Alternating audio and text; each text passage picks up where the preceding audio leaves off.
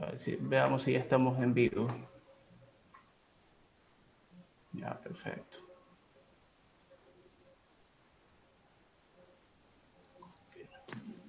El enlace de Facebook está en la página de Betamétrica. Sí, ahorita lo acabo de compartir.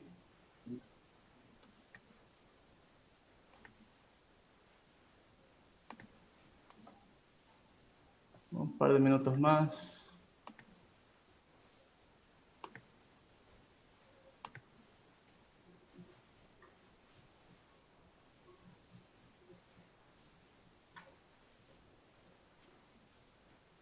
Ok.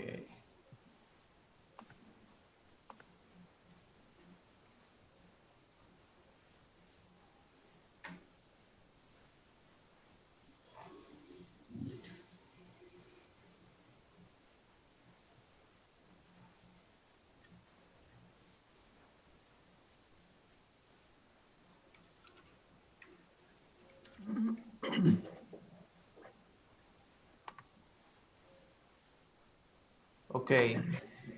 Creo que ya podemos iniciar. Bien, vamos a iniciar. Buenas noches con todos. Muchas gracias por unirse a este diálogo en medición económica.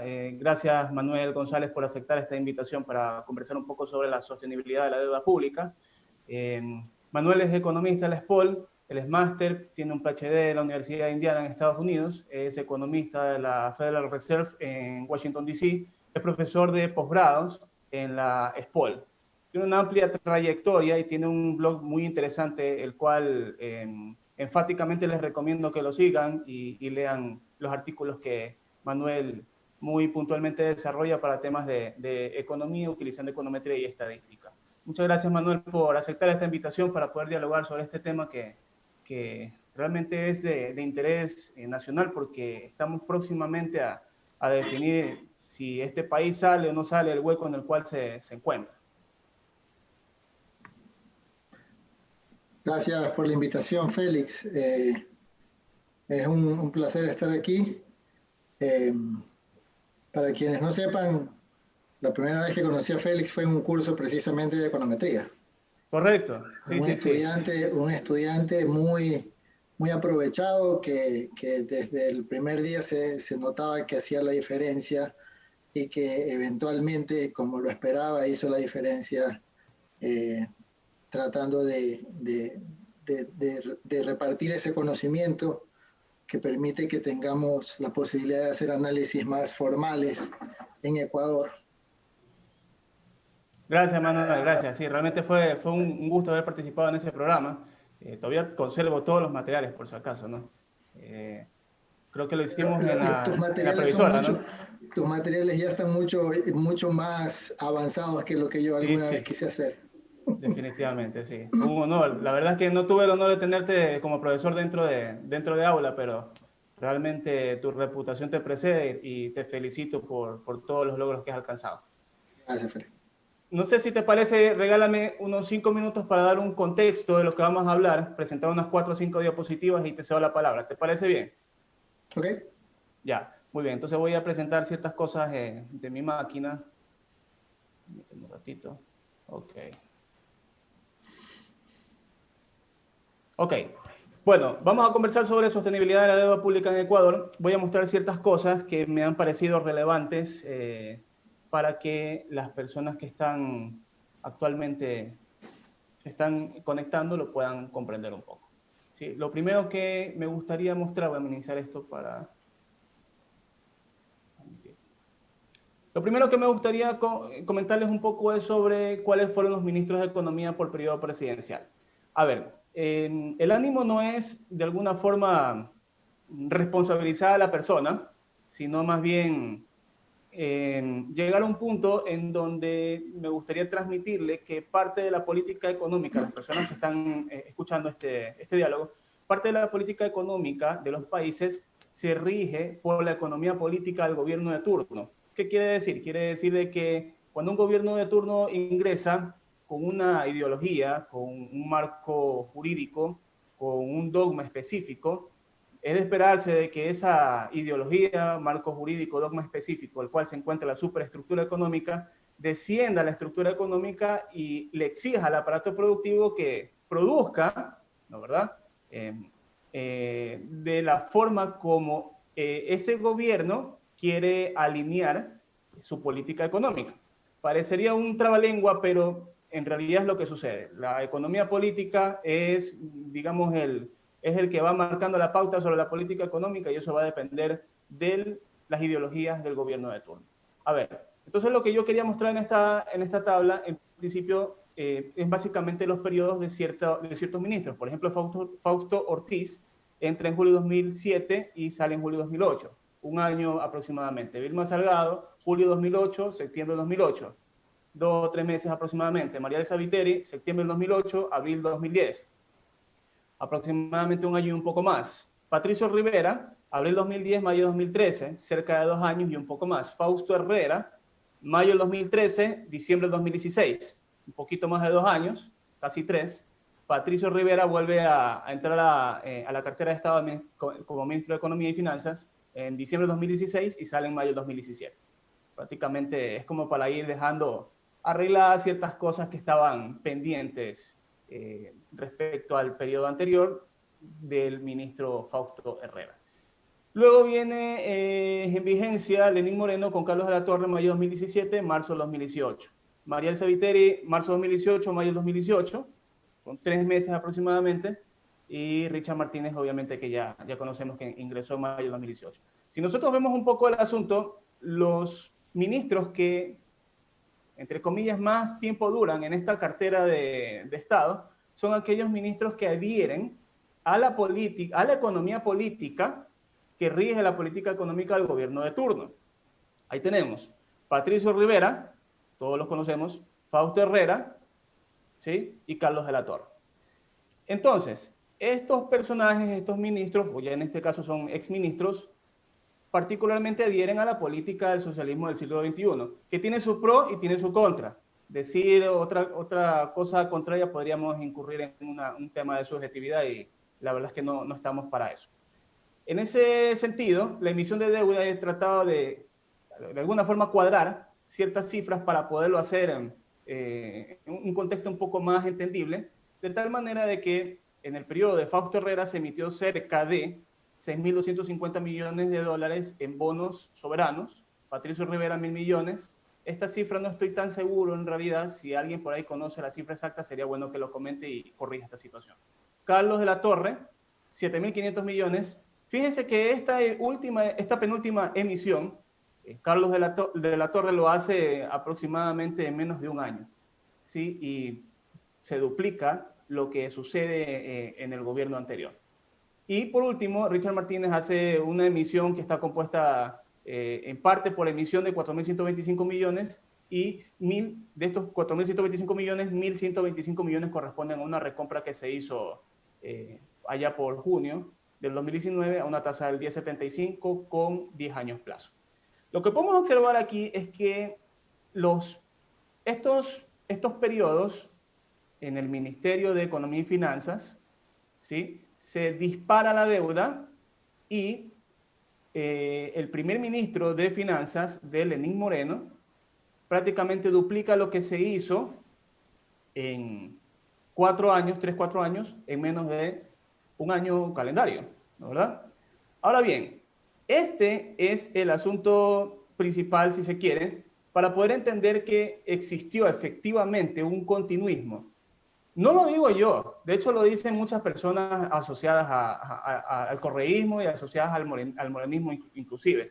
¿Por qué? Porque cuando un gobierno de turno sale el gobierno de Correa y entra el gobierno de Moreno, piensan ustedes que ¿quién hizo el plan económico de Moreno? Obviamente la gente que está del gobierno de turno. Entonces, ¿qué es lo que se esperaba? Lo que se esperaba era que la deuda siga encaminada y de hecho eso es lo que se espera saliendo de este gobierno. Bueno, en ese sentido podemos ver que en este periodo precisamente hay una situación de vulnerabilidad en las finanzas públicas y se dispara efectivamente la emisión de deuda soberana. Ahora bien, presento esta tabla un poco para poner un contexto de cómo ha sido el desempeño en términos nominales de crecimiento económico, porque básicamente la sostenibilidad se mide entre lo que va creciendo nominalmente y lo que hay en flujo de caja para poder pagar una deuda que viene colocada por ciertas tasas de intereses, las cuales son a cada uno de los plazos, por lo tanto son tasas nominales. Por ese motivo, pues se hace la comparación con crecimiento económico en términos nominales. Tenemos Novoa, 24%, Gutiérrez, 12%, casi 13%, Palacio, 12%, Rafael Correa, 8.6% y Lenín Moreno, 2.30%. Ahora bien, este 2.30 básicamente es tomado hasta el último trimestre del 2019. Si incorporo el primer trimestre del 2020, el crecimiento promedio de Moreno, el desempeño general como gobierno para crecimiento económico de Moreno sería 1.7. No sería adecuado incorporar este último valor porque ya sabemos que en febrero y marzo se inició el tema de la pandemia del coronavirus y efectivamente en marzo empezó a caer la recaudación y cosas así. Entonces, ¿qué es lo que podemos apreciar al respecto a esto? Podemos ver que la economía ya venía ralentizándose, ¿sí? Quizás el primer periodo, cuando entramos en dolarización, podríamos considerarlo o tomarlo con pinzas porque hay muchas cosas que perturbaron el desempeño natural de la economía hasta que se estabilizó, digamos, en el 2002, 2003. Pero ya la economía ya venía presentando de alguna forma una alerta en donde ya no estaba empujando, como venía empujándose a inicios de dolarización, y efectivamente cuando ya se acaba de alguna forma el dinero que ingresa por petróleo, es cuando el gobierno de turno, en este caso el de Moreno, ¿sí? Empieza a tener problemas y la economía ya no empieza a crecer a términos nominales como se venía creciendo en periodos anteriores. Ahora bien, hay un problema importante que podemos mencionar y es que si bien la emisión de deuda se concentra en los últimos 4 años, los últimos 2 años y medio es donde la emisión por medio de bonos soberanos se dispara. Entiéndase, 2017, trimestre 3 aproximadamente, en adelante hasta 2018, 2019. El problema que yo veo aquí, además de que el crecimiento económico viene ralentizándose, ¿sí? Es que de alguna forma parecería ser de que la emisión de deuda no encuentra un canal de transmisión vía inversión pública que estimule el crecimiento económico. No tengo una evidencia empírica para esto. Quizás Manuel nos puede aportar un poco sobre este asunto, pero resulta curioso que cuando más se dispara la deuda en emisión de deuda, los últimos 2 años y medio, el comportamiento de la economía empieza a ralentizarse. No solamente eso, vemos que se deteriora, por ejemplo, el tema de la pobreza, pasando de 23 a 25% de diciembre del 2018 a diciembre del 2019. Hay un evidente deterioro en materia de generación de empleo adecuado, hay un incremento del subempleo y otros indicadores asociados a esto. Hay una desaceleración, aunque no es tan importante, pero hubo una desaceleración en materia de depósitos y de crédito, aunque la banca sigue siendo sólida y solvente, ¿sí? Pero no se encuentra ese canal que explique dónde está la plata, dónde está todo ese volumen de dinero que se emitió, reflejado en crecimiento económico, por lo menos en un desempeño de los indicadores socioeconómicos. Con este preámbulo, quisiera cerrar esta primera parte comentando un poco sobre nuestras estimaciones a través de nuestro modelo Naucas, en donde consideramos hasta el segundo trimestre del 2020 con una tasa de crecimiento interanual de 4.46. Sinceramente, también tomaría un poco con pinzas esta estimación porque a nosotros nos falta, por ejemplo, la variable desempleo.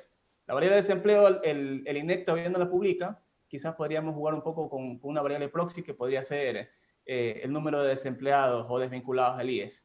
En todo caso, podría ser de que esta estimación suba quizás a un 6 o un 7%, y considerando que el mes más duro para la economía del país fue efectivamente el mes de abril. Mayo y junio hay un ligero repunte, por ejemplo, en las recaudaciones, hay un ligero repunte en el precio del petróleo, en las exportaciones petroleras por términos nominales también suben, entre otras. Entonces, en el mes de abril podría ser más drástico y mayo y junio podría amortiguar un poco. Bueno, quería mostrarles un poco hacer este contexto para que Manuel nos comente efectivamente qué es lo que está sucediendo con crecimiento económico, qué es lo que está sucediendo con las finanzas públicas y en qué momento se perdió el rumbo de la sostenibilidad, y explicar un poco al final del día cómo nos afecta a las personas de a pie, a las que no conocemos mucho sobre esta temática económica, y qué es lo que podemos esperar en los próximos trimestres. Entonces, Manuel, te voy a dar el rol para que, por favor, a ver, veamos, para que, por favor, nos Gracias, deleites Félix. con tu conocimiento, por favor. Espero no aburrirlos. No, de ninguna manera. Creo que no puedo compartir mi pantalla. Sí, permíteme un ratito, déjame dártelos. Ok, probemos ahí, por favor. A ver. Admit.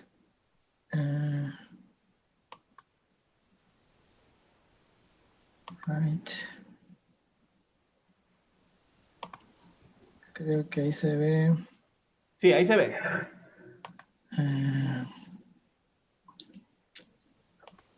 Ahí estamos, ¿no? Correcto. Bueno, una vez más, gracias, Félix, por la invitación. Espero que lo que digamos aquí sea útil.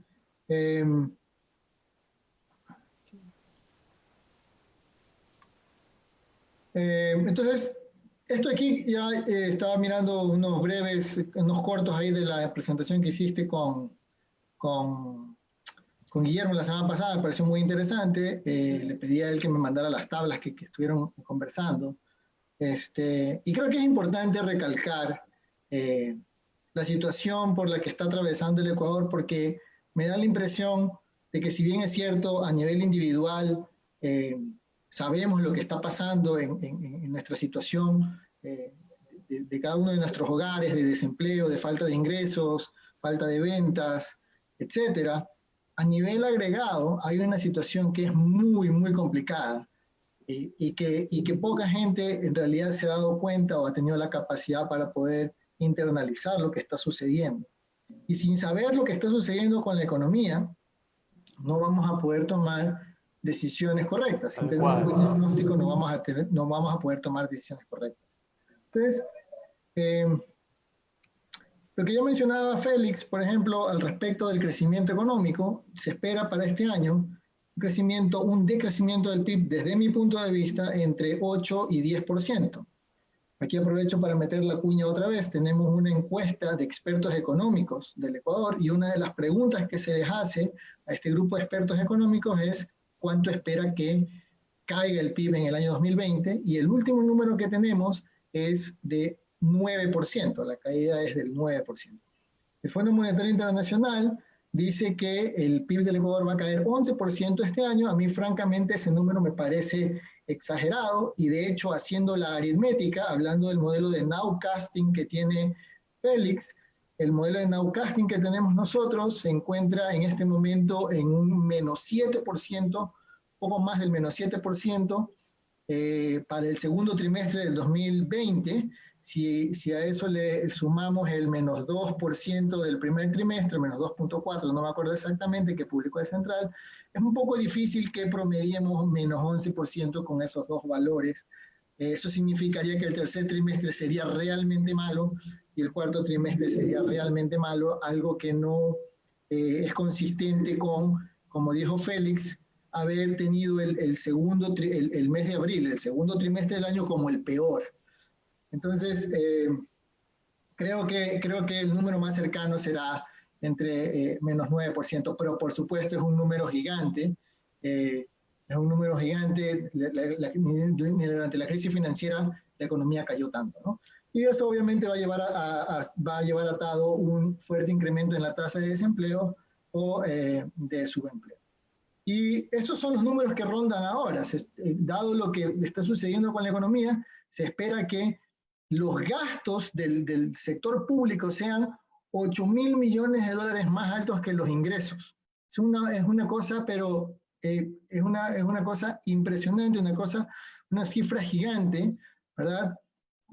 A la que hay que añadirle amortizaciones. El Estado tiene que pagar deudas, capital de deuda. Este año tenía presupuestado el gobierno pagar 5.500 millones, el FMI dice que es más que eso.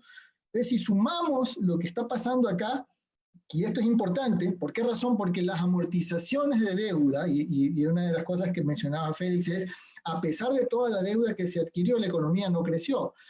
Generalmente sucede porque las nuevas emisiones de deuda o los nuevos desembolsos de deuda suelen dedicarse para pagar amortizaciones de las deudas anteriores. Ningún país paga, o generalmente los países pagan deuda con más deuda, así funciona. Y en eso tiene que ver la sostenibilidad de la deuda en cuanto a que la tasa de interés, ya lo vamos a conversar, no sea más alto que la tasa de crecimiento económico, pero el capital se paga con desembolsos. Entonces, si tenemos aquí, digamos, 6.000 millones que tiene que amortizar el Estado, más 8.000 millones de déficit, ¿verdad? El Estado tiene que captar este año alrededor de 14.000 millones de dólares, de los cuales se han conseguido hasta ahora, digamos que 4.000 millones redondeando. Eso quiere decir que para cerrar el año, entre amortización y déficit, déjame ver si funciona mi plumita, entre amortización y déficit, ¿verdad? Todavía le falta al Estado conseguir 10.000 millones de dólares, ¿sí? De los cuales al momento se han identificado más o menos 7.500 millones si todo sale bien. Si es que el FMI nos otorga un programa, no sabe si es stand-by o extended facility o lo que sea, por ahí se puede conseguir 3.000 millones, se está hablando de 2.400 millones con China, deuda interna por 1.600 millones y atrasos por otros 1.500 millones. Pero Manuel, perdóname que te interrumpa, pero ese estimado que tú nos comentas, ¿para cuándo estaría? Esa es la pregunta importante porque... Ya estamos en el mes 7, Félix, y todavía no conseguimos, te digo, esta es la inmensidad de plata que se necesita, ¿verdad? Y todos estos que están acá, bueno, este aquí parece ser, ese es relativamente cierto, este es relativamente cierto, esto de acá está en proceso, esto de acá, quién sabe, ¿verdad? Y aún si se diera eso, si se diera todo esto, nos quedan todavía por conseguir, Félix, 2.500 millones de dólares, ¿verdad? Que no se sabe de dónde van a salir, que equivalen más o menos a 3 meses de sueldos del sector público. Obviamente con la salvedad que sabemos que no se puede pagar sueldos con deuda, a menos que esos sueldos sean de salud, educación o algo por el estilo. Entonces, la situación es realmente grave. Eso es lo que yo quisiera que entendamos, que nos demos cuenta que la situación es realmente grave y ante una situación realmente grave necesitamos, o en una situación extrema necesitamos medidas extremas. Eso es lo importante. Démonos cuenta que la cosa no es sencilla, es bastante complicada, nunca el Ecuador ha experimentado una situación de esta naturaleza, y me parece que el gobierno está tratando de sacarlo adelante, pero para mí se ha quedado en algunas cosas que las voy a discutir en un ratito más. Bueno, eso es lo que pasa ahora. Estamos hablando de que para cerrar el año estamos ante un estrés fiscal bastante intenso, pero eso no termina este año. Aquí están las proyecciones que hizo en mayo el Fondo Monetario Internacional. Aquí no está considerado, por ejemplo, el retiro de subsidios a combustibles que se hizo ya después de que se hizo Rapid Financing, se me va el nombre siempre, Instrument. Pero bueno, esto es sin considerar la posible renegociación. Correcto. Okay. Sin considerar ninguna de esas cosas, pero más o menos aquí están los 14.000 que te dije, ¿verdad? Ahí están las necesidades de financiamiento, eso es lo que dice el fondo. Para el 2020 usted necesitaba más o menos 14.000 millones para el 2020, pero para el 2021 otros 11.000, para el 2022 otros 10.000, otros 10.023, y etcétera, etcétera. Son cantidades gigantes de plata y básicamente el Fondo Monetario Internacional está diciendo, claro, señor, usted tiene una brecha de financiamiento de esta cantidad cada año. ¿Sí? Es inmanejable. Es espantoso. Inmanejable, es imposible. No hay posibilidad de que usted lo pueda hacer, ¿verdad? Más aún, el fondo tiene en sus proyecciones lo siguiente, Félix, esto es importante. Esto es, digamos que estemos en menos 5% del PIB del déficit primario. ¿Qué es el déficit primario? Es la diferencia entre gastos e ingresos excluyendo los pagos de intereses de la deuda. ¿sí? Digamos que son los impuestos menos lo que se paga de salarios y se hace obra pública. En este momento está en menos 5% ese déficit. El fondo espera que lleguemos a un 1% en el 2025. En 5 años, el fondo espera una corrección de 6 puntos porcentuales del PIB para Ecuador. Una parte va a venir de crecimiento económico, pero ¿tú de dónde crees que está pensando el Fondo Monetario que va a venir una corrección de 6 puntos porcentuales del PIB en el déficit primario? Va a venir de reducción de gastos y probablemente de aumento de impuestos. Definitivamente. A eso nos estamos enfrentando, es que no hay otra forma de hacerlo. No hay otra forma de hacerlo. Y aún así la deuda pública llegaría a más o menos el 70% del PIB. Entonces, el panorama de hoy es bastante grave, el panorama futuro es bastante grave. Necesitamos tener o hacer correctivos hoy. ¿Esto es sostenible? Definitivamente no es sostenible. Y aquí qué hacer es muy fácil, ¿verdad? O sea, acá no hay, esto es aritmética, aquí no hay economía. Aquí para poder equilibrar el presupuesto hay que hacer dos cosas, o bajas gastos o aumentas ingresos, ¿sí?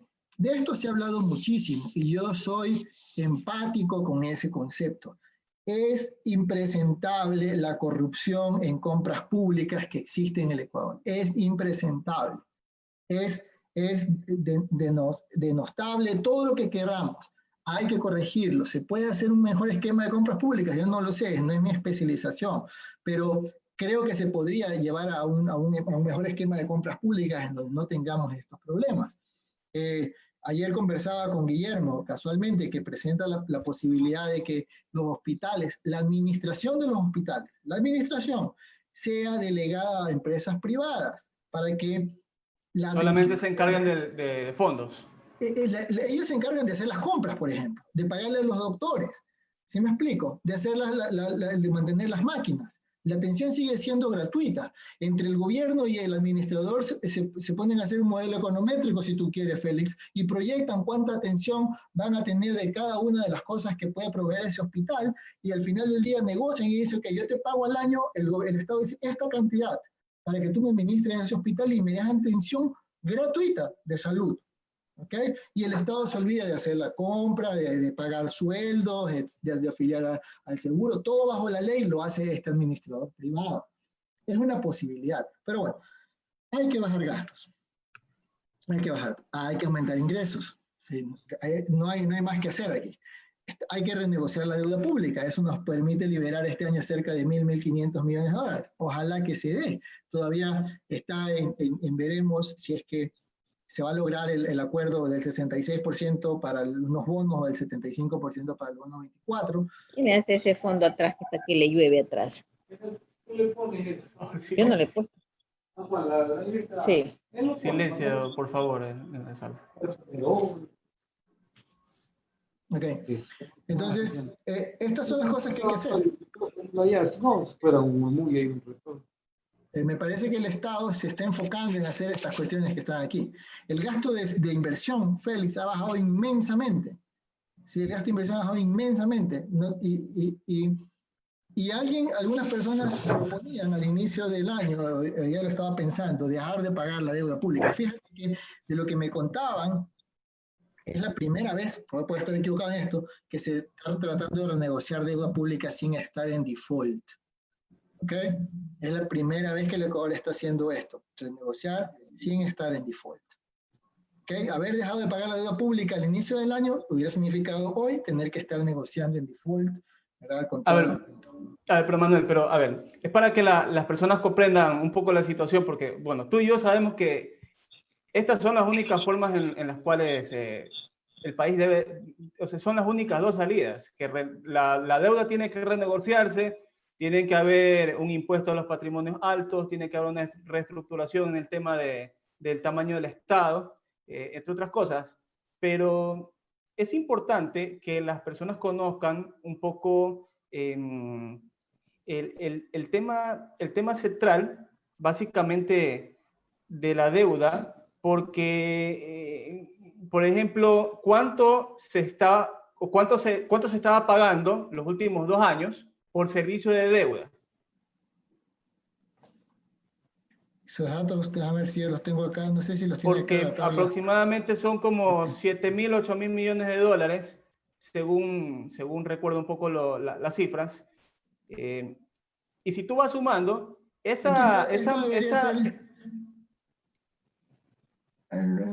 está la diferencia. Esta es la diferencia. Son 3 puntos del PIB. Ok. Ese Estos dinero, son intereses. ese es el dinero, exactamente. Ese es el dinero que se va, como se tiene que pagar, ese dinero sale del sistema. No necesariamente, porque también hay una parte que es deuda interna, pero sí, es verdad, buena parte de esa deuda externa que genera intereses se va del sistema. Ya, entonces hay un problema ahí, porque además de que podemos tener la solución que tú la estás mencionando, falta algo más ahí, que es cómo hacer que la economía se revierta e ingrese dinero al sistema. Sí, sin duda eso es importante. Y ya lo voy a mirar en un rato más. Déjame terminar simplemente con esto.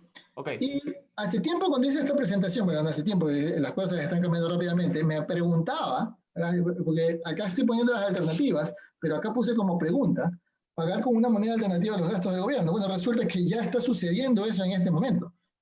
Sí, por supuesto, con dación de pago y con los bonos del Estado. Exactamente, que me cuentan que tienen un descuento del 30%. Eso pasaría, eso te daría una señal, Félix, de lo que pasaría si es que el gobierno emite una moneda que no sean bonos, ¿verdad?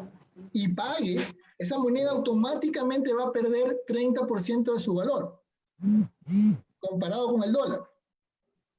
¿Okay? A eso nos enfrentamos. O sea, el contratista del Estado hoy le paga con bonos, tiene que ir a cambiarlos, 30% menos del valor de lo que esperaba. A ver, permíteme un ratito. Juan Pablo Jaramillo comparte una tabla que dice deuda pública, en donde dice servicio de deuda. Fíjate lo siguiente, que para el 2019 el servicio de deuda llegó a 7.479 millones de dólares, un poco más del 8% del PIB. O sea, si es el 8% del PIB, deberíamos estar creciendo ¿a qué porcentaje para que pueda ser sostenible? Ya vamos a llegar a esa parte. Muy bien. Entonces, hay que tomar medidas lo antes posible, ¿sí? Entonces, lo que importante es que para poder llegar a esto se necesita hacer una combinación de medidas. Y yo creo que ni siquiera combinando todas estas medidas se puede lograr cubrir esa cantidad inmensa de plata que falta, que como te decía, completamente de acuerdo. 10.000 millones de dólares. Ahora, también es importante entender por qué es necesario realizar esa corrección fiscal. Alguna gente dice, no, lo que quieren hacer esta gente es, ¿cómo se llama? Esa corrección fiscal expansiva, ¿cómo le llaman? No me acuerdo, se me fue la palabra. No se trata de eso, simplemente mientras no existe estabilidad fiscal, la incertidumbre que rodea a la actividad privada es gigante. Primero, los agentes van a estar esperando que haya más impuestos en el futuro. Si no se corrige hoy el déficit fiscal, se va a tener que corregir en el futuro. Entonces, los agentes van a esperar más impuestos en el futuro. Más impuestos en el futuro significa que la inversión hoy es menos rentable. Cualquier proyecto de inversión va a ser menos rentable. Los agentes van a estar esperando que haya menos gasto en el futuro. ¿Por qué? Porque si es que el gobierno tiene que reducir el gasto, eso significa menos empleo, ¿verdad? Menos compras públicas, menos ingresos para las empresas, eso perjudica las perspectivas de inversión hoy. Entonces, perdóname, y fíjate que si tú, por ejemplo, comparas las cifras de la formación bruta de capital fijo de las cuentas nacionales y comparas las importaciones de bienes de capital, prácticamente la segunda se desplomó el último año y medio, al igual que la formación bruta de capital fijo. Eso también puede ser una especie de alerta de que la incertidumbre es tal. No puedes crecer, si no tienes capital no puedes crecer. O sea, el modelo más básico de Solow te dice que el capital tiene que crecer para que puedas crecer. Mientras en ausencia de tecnología. Y además de eso, existe el riesgo de dolarizar. Existe todo este ruido de los bonos, cómo vamos a pagar, será que van a emitir una moneda, qué es lo que va a suceder. La incertidumbre es lo que está matando a la economía en este momento, Félix. La incertidumbre viene de la falta de estabilidad fiscal. Ahí es donde está el lío. Y acá quiero hacer una parte con respecto a lo que pasa con el fondo. Estábamos hablando de 3.000 millones de dólares que podría desembolsar el fondo. Habría que ver, ojalá que sea así. Para poder cerrar el año necesitamos ese desembolso. Pero ese acuerdo, como lo dije, probablemente implique un aumento de impuestos y una reducción de gasto público. Sin embargo, y este es el problema, el gobierno no puede comprometerse con el fondo a negociar cambios en la política fiscal, porque esos cambios van a ser llevados a cabo por el próximo gobierno. Entonces el gobierno está en una encrucijada, tratando de negociar cuestiones para este año de los siguientes, en un programa de 2, 3 años, y el gobierno se va en 10 meses, no sé cuánto queda, 9 meses para que se vaya. Entonces, es muy complicado para el gobierno negociar un acuerdo con el fondo en esas condiciones. Más aún, hoy no tiene el capital político y los asambleístas no van a aprobar aumentos de impuestos de cara a las elecciones, ¿verdad? Además que es indeseable por el momento aumentar impuestos. Y esto es una cosa que estoy remarcando, puede ser que sea un poco soñador con respecto a eso, pero yo creo que se necesita un compromiso político para velar por el futuro del país. Pero es que esa es una de las cosas más importantes, pues por eso, Manuel, por eso inicié la charla sobre este tema. O sea, generalmente los gobiernos entran con su pensamiento, con su dogma, con su propia economía política. Aquí la clave es que el siguiente presidente tenga una visión de largo plazo, que tenga conocimiento de las principales características del aparato productivo del país y sepa explotar esas características y no venga con cosas de alguna forma tibias, si se quiere, ¿no verdad? Porque no vamos a llegar a ningún lado hasta que un gobierno mire de largo plazo y se siente de una manera seria analizar la situación fiscal. Por ahí me decían que estos tenedores de bonos que se resisten a aceptar la propuesta que ha hecho el gobierno en este momento, que consideren cómo sería negociar con Pablo Dávalos. ¿Sí? La negociación, si el país elige mal, ¿verdad? La negociación para estos tenedores puede ser mucho más complicada que lo que está sucediendo ahora. Pero bueno, esperemos que elegir bien, ¿verdad? Esperemos elegir bien porque, repito, tenemos que tomar decisiones para el futuro que nos van a beneficiar hoy. ¿Ok? Así es. Entonces, toda medida de ajuste es costosa, ya sabemos eso, bajar salarios, despedir empleados públicos, a nadie le gusta, aumentar impuestos a nadie le gusta, nadie va a decir, oh no, yo soy feliz pagando impuestos, eso es irreal, ¿sí? Los impuestos son distorsionados, hay que entender eso, todo impuesto es distorsionador, de mayor o menor forma, todo impuesto es distorsionador. Entonces, aquí yo creo que una de las posibilidades que tiene la economía es que se incremente, ¿verdad?, el IVA cuando la situación actual empiece a mejorar. De hecho, ya se ve que está empezando a mejorar. Paréntesis aquí, hay una segunda ola del virus que va a llegar. No nos preguntemos si va a llegar o no va a llegar, sino cuándo va a llegar. Va a llegar una segunda ola. Mi pronóstico es que va a ser menos mala que la primera ola, porque estamos más preparados, pero va a haber una segunda ola. Sin embargo, creo que lo peor ya pasó. De aquí en adelante, a pesar de que la economía va en silla de ruedas a paso muy lento, lo peor ya pasó y de aquí en adelante deberíamos esperar un crecimiento muy leve, pero al fin crecimiento. Entonces, y esperar que la economía vaya en jeep después. En bicicleta primero, bueno, en bicicleta ya fue, pero ya fue. Entonces, el IVA es una alternativa. Entonces, acá viene la pregunta. Mucha gente dice, no, me vas a subir el IVA, no va a poder comprar nada en mi casa, me va a subir todo el costo de vida y etcétera. Entonces, ahí en mi blog yo hice un análisis, ¿verdad?, de cuál es el impacto que podría tener 2 puntos de IVA adicional en el presupuesto de las familias. Y aquí están las familias clasificadas en deciles de ingreso, ¿verdad? Decil quiere decir agarrar a todas las familias y dividirlas en 10 grupos de tamaño igual, ¿verdad? Y ver cuánto gana en promedio cada uno de esos grupos. Entonces, el ingreso promedio del primer decil, de las personas más pobres de ese hogar es de $360. El ingreso promedio del decil más rico es más o menos $1.900 mensuales. Ese es su ingreso promedio. Y uno puede medir también aproximadamente cuánto consumen esos hogares. El de los más pobres hasta los más ricos. Entonces, por ejemplo, el más rico que gana $2.900 en promedio, consume $1.700. Este de acá, el decil 2, que gana $500 en promedio, gasta $400 en consumo, ¿okay? El resto son pagar deudas, etc. Entonces, eso es lo que consume. Y uno puede hacer una simulación, entre comillas. ¿Qué pasaría si es que el consumo, perdón, si es que el IVA pasa al 14% del 12%? ¿En cuánto se incrementaría el gasto de consumo de las familias? ¿Sí? Y acá está la diferencia, lo que sucedería. ¿Por qué razón? Porque IVA no pagan los alimentos, pagan ciertas cosas que usualmente pertenecen a los estratos más altos, ¿no? Entonces, aquí está la diferencia de lo que terminaría gastando una familia representativa por cada uno de estos deciles de ingreso, ¿verdad? Si es que se sube el IVA del 12 al 14%. Ya, y ese incremento de 2 puntos porcentuales, aproximadamente ¿cuánto le correspondería al Estado? Cerca de unos $1.000 millones. Correcto, entre 800 y $1.000 millones en condiciones normales de la economía, ¿no? Ok, entonces ahí viene la reflexión creo yo, de la mayoría de las personas que están cansadas de esta situación de la corrupción. Porque si se sube, en principio yo estoy de acuerdo que el IVA tiene que subirse del 12 al 14%, creo que con eso coincidimos.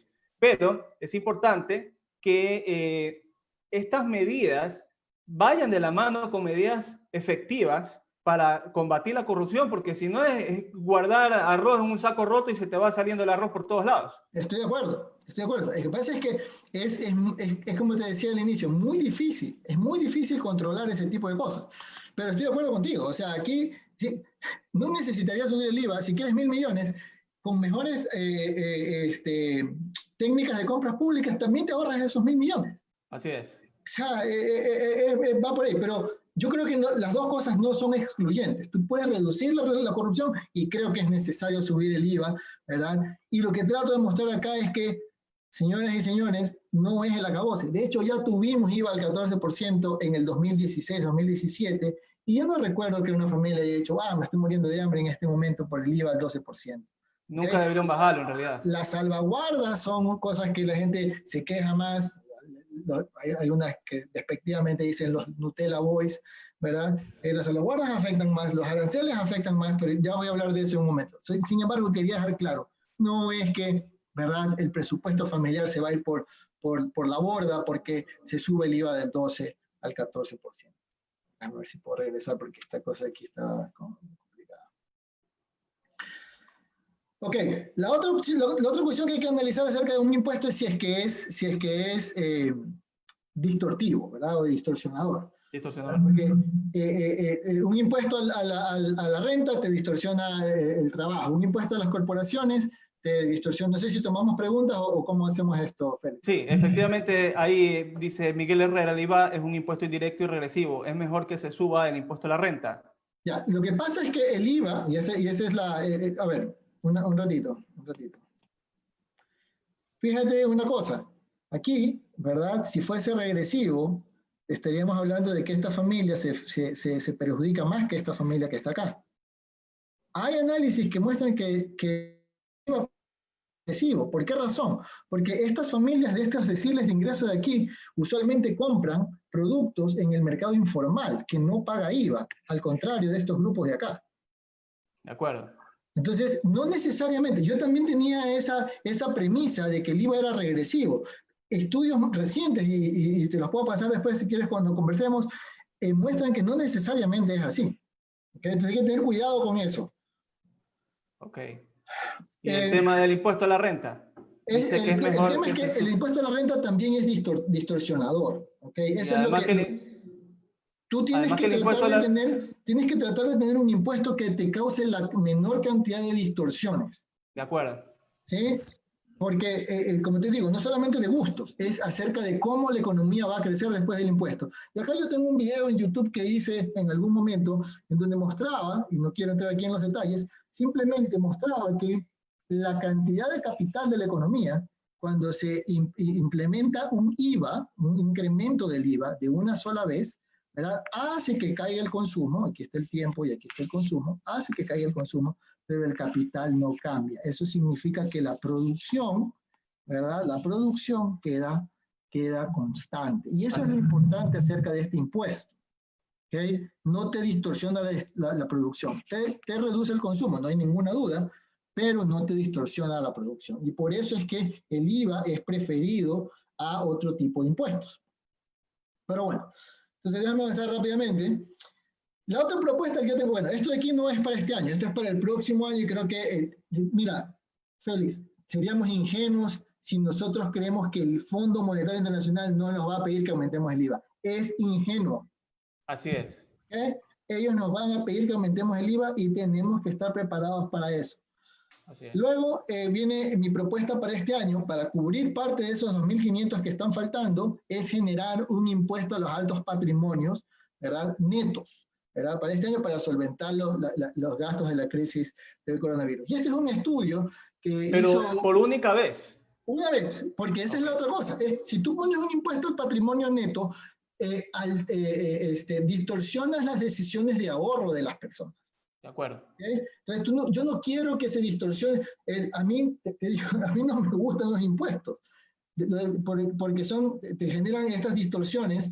Son necesarias para corregir ciertos tipos de cosas, inclusive para aspectos cíclicos, pero sabemos que son distorsionadores, tienen un costo y un beneficio. Entonces, acá viene un tema que analizaron estas personas en este estudio, ¿verdad? Y quiero concentrarme acá donde dice modelo 4. Que el modelo 4 dice, este modelo le pone impuestos a los percentiles 90-94, ¿verdad? Dice 0.9%, ¿verdad? 0.9% del patrimonio neto, el valor del patrimonio neto al percentil 90-94, le pone un 1.4% al percentil 95-97 y le pone un 1.9% a los percentiles, a los dos percentiles más altos. ¿Ok? Estamos hablando de 0.9%, 1.4 y 1.9. En el 2016, el impuesto, es el que me estoy equivocando, creo que fue 1%, no me acuerdo si fue 2%, a los patrimonios de más de $1 millón. ¿Ok? Acá sería más bajo que eso, pero estoy seguro que muy poca gente, muchos de nosotros, la gran mayoría, no estamos en estos percentiles de patrimonio neto, ni siquiera declaramos el patrimonio neto. No es que yo diga, esta persona es envidiosa, los que gastan, no se trata de eso. ¿Por qué razón un impuesto a los patrimonios netos es deseable hoy? Porque las personas de más altos ingresos, a ver, voy para atrás, porque un impuesto afecta las decisiones de consumir y de invertir de las personas. ¿Ok? Un impuesto al patrimonio va a afectar las decisiones de ahorrar. Si es que yo le clavo un impuesto a estas personas de ingresos más altos, ellos van a tener que dejar de consumir la parte que tienen que pagar el impuesto. ¿Qué ocurre con estas personas? Al pertenecer a estos rangos de ingresos tan altos, su propensión marginal a consumir es muy baja. Su propensión marginal a consumir significa cuando cambia su consumo, cuando cambia su ingreso. Y el consumo no es muy sensible al ingreso de estas personas, menos a la riqueza. Entonces, ¿va a afectar un impuesto al patrimonio en el agregado? ¿Va a afectar? Sí. ¿Cuánto va a afectar? Muy poquito. ¿Por qué? Porque son personas su consumo no se va a ver afectado por este tipo de cosas. Entonces, estos autores, ¿verdad? Al generar este escenario de impuestos para esos patrimonios altos, calculan que se recaudaría 1.15% del PIB si es que se lleva a cabo este escenario de, ¿cómo se llama?, de impuestos. Yo les pregunté a estos tipos cuánto es el percentil 90. Si dime cuánto en patrimonio es el percentil 90. Sabiendo que ninguno de nosotros probablemente declare el patrimonio en el Ecuador. Pero dime tú cuánto es el percentil 90 para tener un número. No me contestaron nunca. Tengo metido una carta en el SRI con este cargo de asesor, ¿cómo se llama esto? Asesor económico de no sé qué cosa, pidiendo que me den los valores de los percentiles para poder decir con cifra, mira, las personas que tienen un patrimonio neto mayor a bla, bla, bla, tendrán que pagar este porcentaje, o este porcentaje, o este porcentaje. Es necesario hacerlo. O sea, el 1.15 vendría siendo, para aterrizar un poco, más o menos unos 1.400 millones de dólares. Con el PIB que se ha caído este año, digamos que 1.000 millones o un poquito. En situaciones normales, unos 1.100 millones de dólares. Ya. Que es lo que te decía que se necesita para cerrar el año. Entonces, esas son mis propuestas. Yo creo que eso es lo que se tiene que hacer. ¿Por qué? Porque cerrar esto, por favor, no vale la pena. Y otra cosa importante acá es que preguntarnos qué es lo que queremos. ¿Queremos seguir manteniendo si no queremos la dolarización, olvidémonos de esto, limitamos, paguemos con bonos? Estaba leyendo un artículo hoy día creo que es Carmiñani, no me acuerdo de esa persona que estaba hablando hoy día de pagar impuestos con bonos. No se puede pagar sueldos con bonos, eso está prohibido en el Ecuador. Pero, ¿qué es lo que queremos? ¿Queremos mantener la dolarización? Hay que tomar medidas para mantenerla. ¿Sí? En este momento todos quieren que otro pague la cuenta. ¿Okay? Todos quieren que otro pague la cuenta. Yo no quiero pagar, a mí no me suban el IVA, a mí no me suban el impuesto al patrimonio, etc. Eso no, no podemos. Alguien tiene que pagar la cuenta, no hay almuerzo gratis en economía. Entonces, ahora quiero llegar a este tema de la deuda pública, ¿verdad?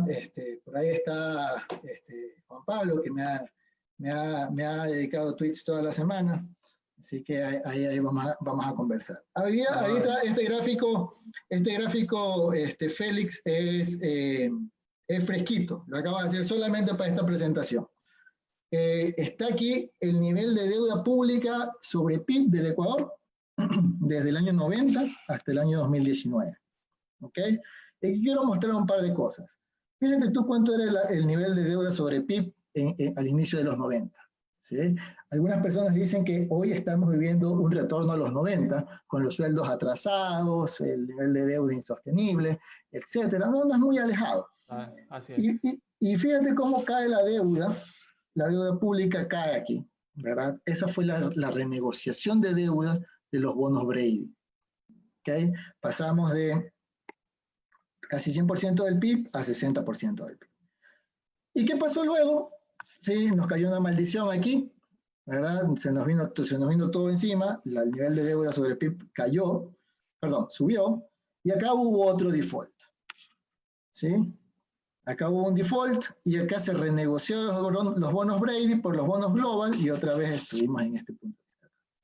¿Sí? Sin necesidad de hacer ningún tipo de ajuste, ninguna renegociación, la deuda venía cayendo, ¿verdad? En esos años, ¿cómo se llama este señor Vergara? Me decía, escuchaba que se refería a este periodo como un periodo, no, le puso un nombre bastante interesante. Aquí no pasó nada interesante. Este fue como que la economía iba en este periodo en automático. Automático, así es. ¿Te das cuenta? No se escuchaba, más allá de que lo sacaron a Lucio, yo qué sé, no se escuchaban muchas cosas extraordinarias. Aquí hubo el default de Correa, ¿verdad? Con María Elsa Viteri. Correcto, y esto es lo que empieza a pasar con la deuda pública, y esto ya son números del fondo, que por ahí Juan Pablo decía que yo decía que no se consolidaba, y como yo soy una persona honesta, académicamente honesta, ¿verdad? Voy a darle el punto a Juan Pablo, sí, es verdad, se consolida la deuda, como la tenía concebida Correa. Lo que pasa es que, más allá de lo que se consolidaba la deuda, hay una serie de otros valores que no consideraba Correa atrás, como atrasos y etcétera, que el fondo sí considera en sus cuentas. Entonces, viene la deuda aquí, sube rápidamente, y aquí me pareció interesante, si tú haces un ejercicio econométrico acá ¿cómo se llama?, de cambios estructurales, aquí hay un cambio estructural en la deuda. Venía creciendo rápidamente y acá deja de crecer tan rápidamente. Pero ese es el escenario de la deuda pública del Ecuador, ¿verdad? Desde el año 90, esta es una foto que usualmente se muestra desde aquí, de hecho desde aquí. Acá está parte de nuestra historia que no tenemos que olvidar.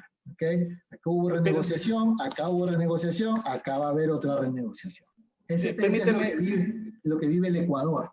Ya, permíteme, es esta parte porque me gustaría dar mi opinión. Para mí, la deuda consolidada, la deuda agregada, para mí, o sea, en términos particulares, sigue siendo una deuda. O sea, el juego de la contabilización o no quita el hecho de que sea una deuda, porque, por ejemplo, sí, en alguna entrevista que a mí me hicieron, si yo le debo dinero a mi esposa y no se lo pago, mi esposa no va a poder pagar, ¿no, verdad? Y como no entra ese dinero a la otra empresa que tiene que pagar, esa empresa se empieza a retrasar. Y eso es lo que se está viviendo. O sea, el efecto de la deuda externa, ¿no, verdad? De alguna forma incide en el desempeño del pago a proveedores internos. No, el IES, Félix. El IES, exactamente. Aquí, si tú cruzas la deuda del Estado con la del IES, pero bueno, es verdad, es un tema contable. El Fondo Monetario Internacional lo define así, hay que consolidar a nivel del sector público no financiero y así es como se hace.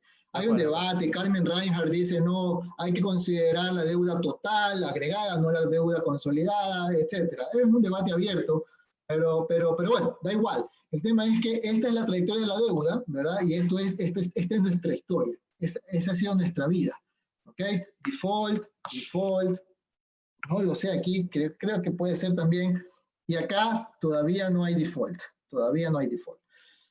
Y este es el tema que estuvimos conversando esta semana en Twitter, ¿verdad?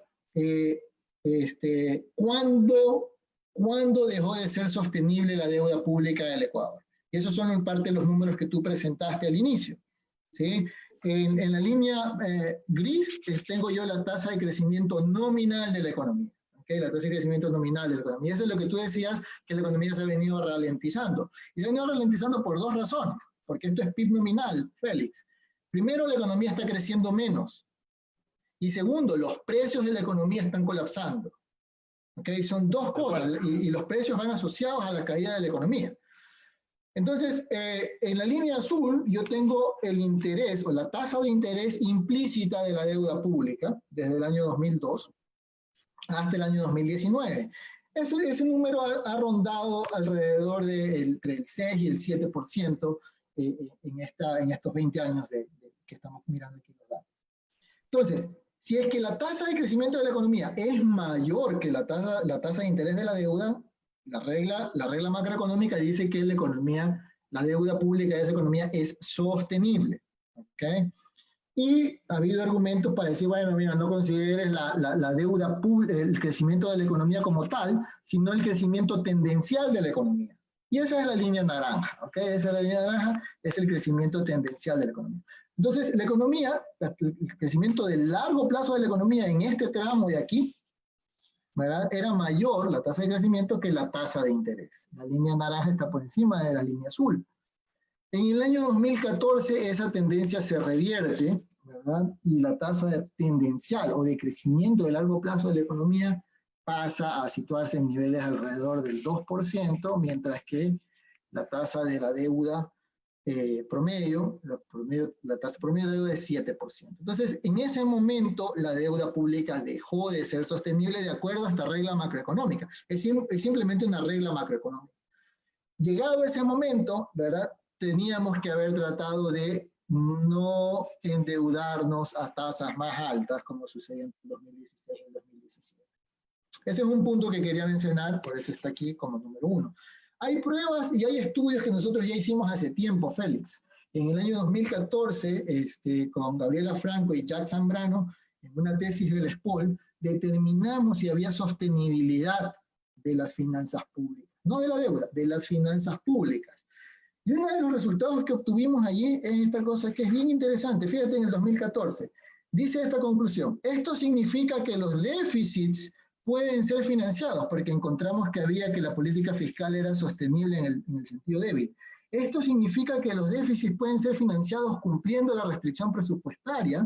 Sin embargo, las condiciones de endeudamiento serán menos favorables y será más difícil comercializar la deuda pública.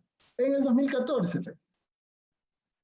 ¿Okay? La econometría decía eso. No, esto no es que yo me inventé. Hay test econométricos que basados en el valor de un coeficiente ya nos indicaban eso.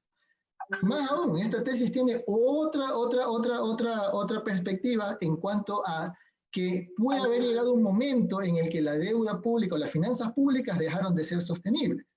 Y eso dice que, el resultado dice que si es que el quiebre estructural se considera que ocurrió en el año 2011, ¿verdad? El coeficiente de sostenibilidad cambia de forma drástica a una situación de no sostenibilidad. Es decir, que de acuerdo a los resultados de esa tesis del año 2014, ya en este año se estaba previendo que las finanzas públicas no iban a ser sostenibles. Entonces, con esto quiero terminar, ¿verdad? ¿Qué hay más adelante? Te dije, no me gustan los impuestos, ¿verdad? En realidad, aborrezco los aranceles. Creo que la razón por la que se han puesto aranceles en esta última década o más fue para darle incentivos a la industria nacional.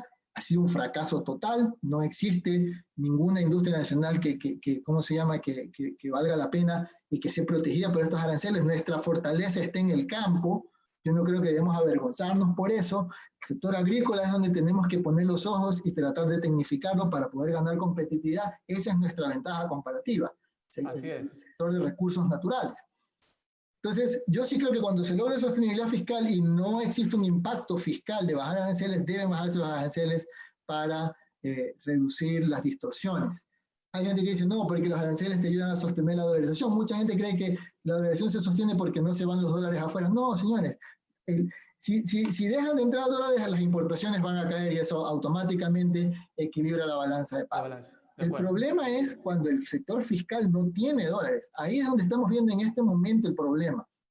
Y también bajaría yo el ISD para evitar distorsiones en mercados de capitales. Repito, más adelante creo que son cuestiones que se pueden llevar a cabo. Y este es mi punto. Repito, yo puedo ser un soñador, ¿verdad? Puedo ser no sé, un tipo bastante centrado en la academia y poco en la política, pero sí creo que un sacrificio hoy puede significar grandes beneficios más adelante. Eso es lo que tenía para presentar, Félix. Bien, gracias Manuel. ¿Te parece si hacemos una ronda de unos 5 minutos de preguntas? Sí. Que tenemos acá, por ejemplo, Kevin Molina nos dice, ¿cuáles son las diferencias de renegociar deuda en default y no estar en default?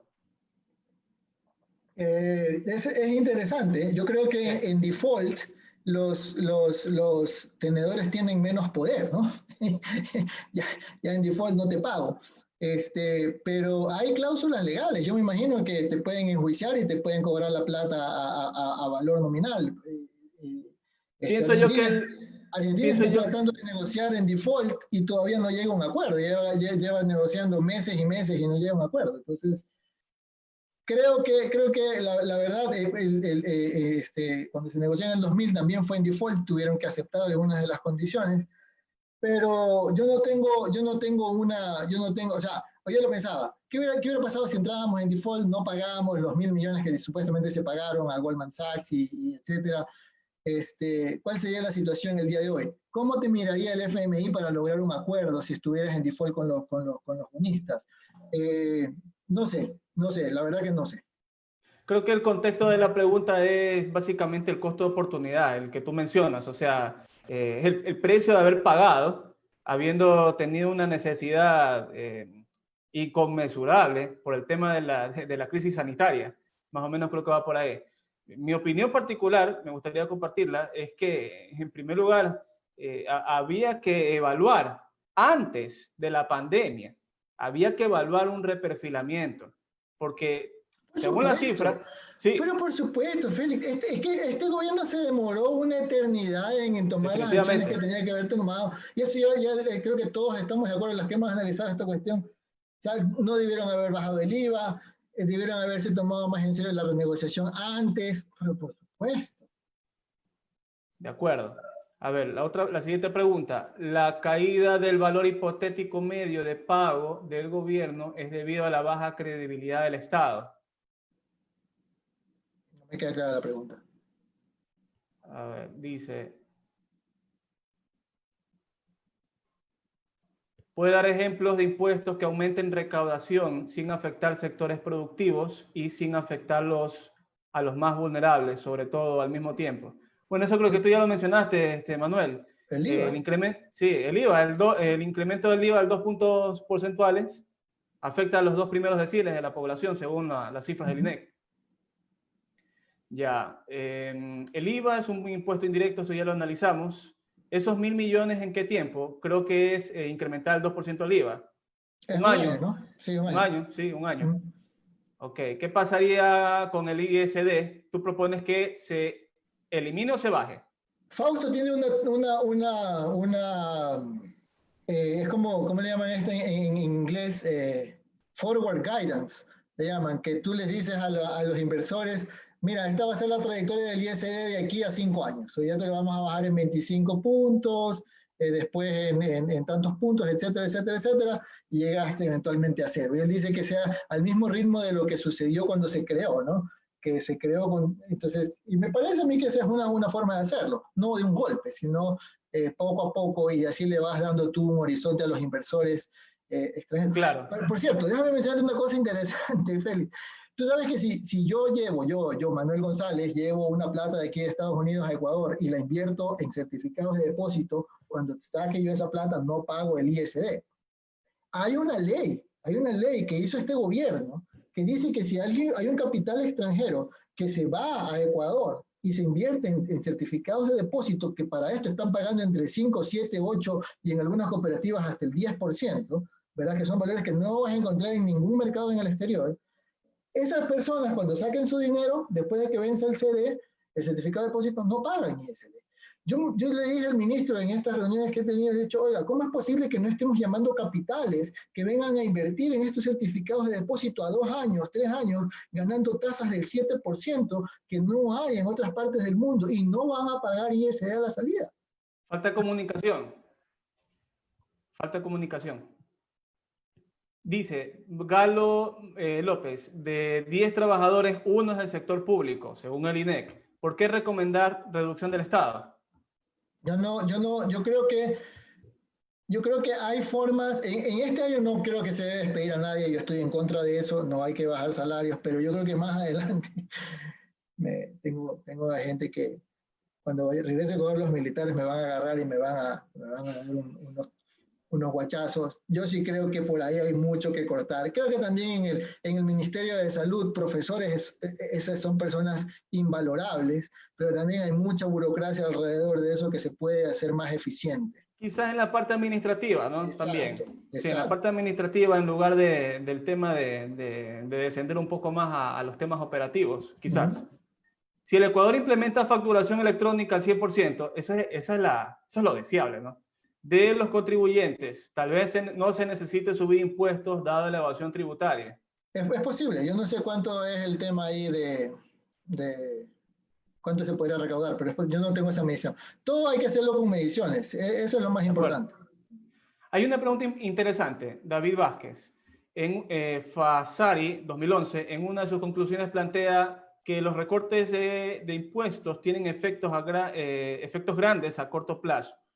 ¿Se tiene a lo mejor alguna estimación con recortes transitorios del IVA en una recuperación con la finalidad de estimular la economía y por ende un efecto del consumo se podría recaudar más o menos con el IVA? Pienso que la respuesta va más o menos al IVA relacionado al ciclo.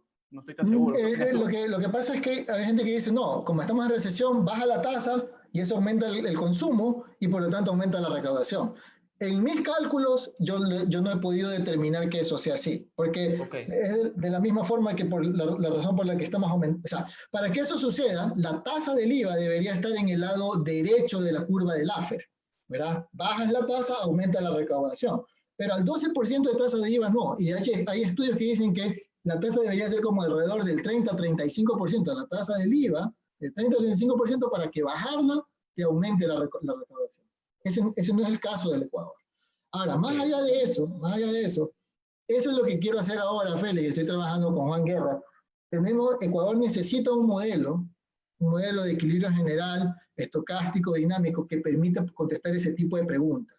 Para que no estemos hablando, yo lo que creo es esto, mi cálculo dice eso, no. Usemos el modelo y hagamos la simulación y veamos qué es lo que sucede. Eso es lo que necesita Ecuador y Dios mediante vamos a hacerlo en este año y vamos a poder, es un bien público, la gente lo puede utilizar y puede hacer todas las simulaciones que quiera.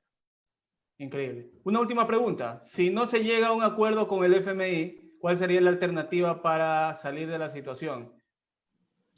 Yo no creo que haya alternativa, lo que va a pasar es que los sueldos ya no se van a atrasar 3 semanas como están atrasados el día de hoy, sino que van a estar atrasados un mes y medio. Imagínate que llegues a Navidad, Félix, sin el décimo, sin el sueldo de diciembre. Eso va a ser una cosa, o sea, sería terrible. Yo pienso que el tema sería si no se realiza la renegociación, si no se materializa o sea, si no se hace la renegociación como debe de hacerse, realmente vamos a tener problemas sumamente importantes. Muy importante, eso es las personas que nos están escuchando. No es que yo defienda ni el gobierno anterior ni el gobierno de turno, porque yo lo que defiendo son lo que las cifras dicen, lo que la macroeconomía dice. Si no se logra una renegociación, el flujo de dinero que va a salir por amortización, más el flujo que vamos a necesitar para este año y los próximos 4 o 5 años, fácilmente vamos a llegar a un 70% del Producto Interno Bruto, deuda PIB. Eso es importantísimo que las personas conozcan, porque si esto no se logra materializar, vamos a tener serios problemas e incluso podría comprometer la cadena de pagos, se podría llegar a un efecto contagio del sistema financiero, Dios no lo quiera, porque el sistema financiero es muy sólido, Y ahí vamos a empezar a tener otro tipo de problemas, porque el sistema financiero lo que va a hacer es amplificar lo que está sucediendo. Esa es mi apreciación. Bien, de acuerdo. Bien, Manuel, nuevamente muchas gracias, realmente muy honrado que hayas aceptado la invitación a dialogar con nosotros. Te agradezco por haber aceptado, gracias por tu tiempo. Espero que en algún otro momento tengas algo de disponibilidad para que podamos ¿Puedo hacer reunirnos de una nuevo. consulta? Sí. Por supuesto, sí. Disculpa, yo soy de Argentina y estoy haciendo un estudio de comparación entre la reestructuración de la deuda de Ecuador y la de Argentina. Soy de la Universidad Torcuato de Itela. No sé si la conoces. Sí, por Por supuesto. supuesto. Bueno, quería hacerte una consulta, porque mi duda era esta. Para mí, supongamos que Ecuador llega a un acuerdo con la reestructuración del 65% para unos bonos y del 75% para otros. Suponiendo que el año que viene gana el candidato que sea del partido de Correa, ¿no? Yo lo que pensé son dos posibilidades, decime si estoy en lo correcto o no. Por un lado, tenés al FMI que te puede financiar, y por el otro lado tenés a China que te puede financiar. Y la diferencia entre ambos es que China te permite mayor flexibilidad en política monetaria y no en el mismo caso el del FMI, ¿no? Que es a favor de una reestructuración de la deuda. Entonces, dado todo lo que explicaron ustedes del tema de toda esta distorsión fiscal que existe en Ecuador hoy en día, Ecuador va a necesitar dinero el año que viene también, no es que es un problema que existe hasta fin de año, porque la economía no va a arrancar el año que viene al 100%, de tal manera que se puedan seguir pagando esa cantidad de gastos que tienen. Entonces las necesidades de financiamiento van a seguir existiendo igual.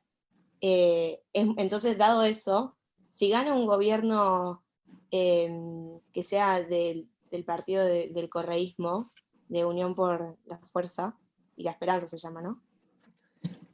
No tenía idea, pero gracias. Bueno, claro, si se da esa circunstancia, independientemente de la ideología, tampoco le va a convenir a ese gobierno no pagar la deuda, porque ¿de dónde se va a financiar para que la gente no se empiece a movilizar? ¿No? O sea, por lo que yo estuve viendo de los balances del Banco Central que estaban publicados, los gastos en CAPEX los habían reducido muchísimo y solo quedaban por reducir los gastos en la parte social, que no son muy reducibles porque esa gente va a tener un descontento muy grande y va a salir a manifestar a las calles, por consiguiente se te para la economía. Entonces, lo que yo digo, independientemente de lo que sean las elecciones, ¿no? ¿Qué sucedería si gana el Claro, partido ¿qué pasa Correa? con la reestructuración del que viene, suponiendo que llegan a un acuerdo ahora? O sea, Mira, no es tan... cuando ganó, a ver, primero con la reestructuración de la deuda ecuatoriana versus la Argentina, van a haber comparaciones. Van a haber comparaciones y de hecho la estrategia de Ecuador de adelantarse a lo que está haciendo Argentina puede ser un arma de doble filo, porque si Argentina logra mejores términos, le van a caer encima a Ecuador y decirle, bueno, el gobierno no negoció como debía haberlo hecho, y etcétera, etcétera. Pero más allá de eso, yo cuando iba a las elecciones estaba Lenín Moreno y estaba en la segunda vuelta Guillermo Lasso. Yo escribí un post en mi blog y dije, ¿Por quién votar? ninguno de los dos va a poder hacer frente a esta cuestión. Cualquiera de los dos va a tener que hacer una corrección fiscal. Ya se veía venir desde esa época. Claro. Iba a ser la misma, y ahora el siguiente gobierno es la misma cosa. Cualquiera que gane tiene que hacer una corrección fiscal, a menos que decida pagar los sueldos y cualquier otra cosa con otra moneda. ¿Sí? Pero si es que quiere mantener la organización, cualquier gobierno que entre tiene que ir a hacer una corrección fiscal, que va a significar incrementar impuestos de una forma u otra y reducir gastos. No le queda de otra, es que no existe otra forma. Claro. ¿Y Ok. cómo lo ves viable eso de que exista otra moneda? Porque la gente también va a tener un descontento muy grande si sale de la dolarización. O sea, vendiendo, consumiendo a un precio... La forma en la que yo le he puesto es la siguiente. Imagínate que tienes una familia que tiene 2 meses sin sueldo. Y Sí. de repente le dice, mira señor, te tengo que pagar con esta otra moneda que es el 70% del valor que tenías antes. Sí. En la desesperación, yo no sé qué va a pasar. Ok. Bueno, la verdad es que el descontento de las personas va a ser lo último que le interese a las mismas personas, porque salir de la dolarización tampoco es que va a ser, o sea, en el supuesto hipotético no consentido, ¿no? Porque yo particularmente, a mí me gusta el dólar y creo que la mayoría de las personas les gusta tener $2 dólares en el bolsillo porque sabe que es una moneda fuerte. Esa es mi apreciación. Gracias, Manuel. Ahora sí Muchas vamos gracias, a cerrar Félix. Sí, muchas gracias a las por la personas que escucharon la presentación y las preguntas. Gracias. Un abrazo. Muchas gracias a las personas que se conectaron. Gracias, Manuel. Adiós, gracias. Adiós.